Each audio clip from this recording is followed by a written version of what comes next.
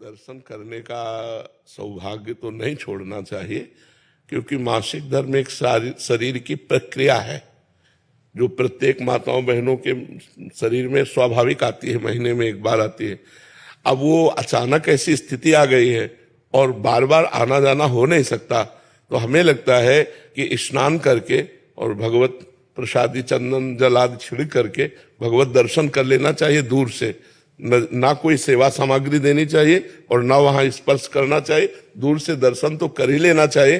पता नहीं जिंदगी में दोबारा आना हो कि ना आना हो। और ये मासिक धर्म कोई ऐसा नहीं कि बहुत निंदनीय बात हो, बहुत वंदनीय बात है। माताओं ने देवराज इंद्र की ब्रह्म हत्या को अपने ऊपर लिया है। ये अपराधी नहीं है कि मासिक धर्म निंदनीय, ऐसे नहीं है। इसका रहस्य समझिए।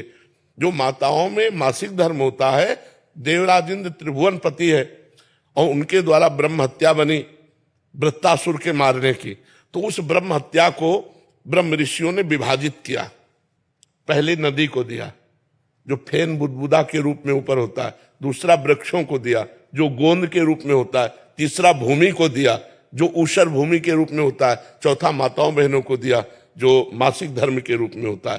तो ये इनकी वंदना है कि इन्होंने त्रिभुवन पति ब्रह्म ऋषियों की हत्या को इन्होंने अपने ऊपर लिया है, इन्होंने थोड़ा अपराध किया है। अब उससे लाभ से वंचित कर दिया जाए इनको, तो ऐसा नहीं, ऐसा नहीं। वो स्नान आदि करके पवित्र होकर यदि दर्शन कर ले तो सौभाग्य, क्योंकि बार बार तो जाना नहीं है।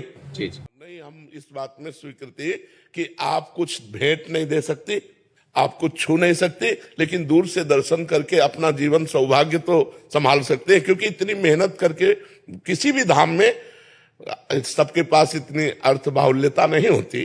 कोई कोई अर्थ की बहुत समस्या से जूझ करके जाता है, कोई शरीर की समस्या से जूझ के, कोई इतने कामों में फंसा हुआ है कि अब वो इस बात से केवल वंचित कर दिया जाए कि हाँ, तो इसलिए हमें लगता है कि उनको ये सौभाग्य मिलना चाहिए। जी।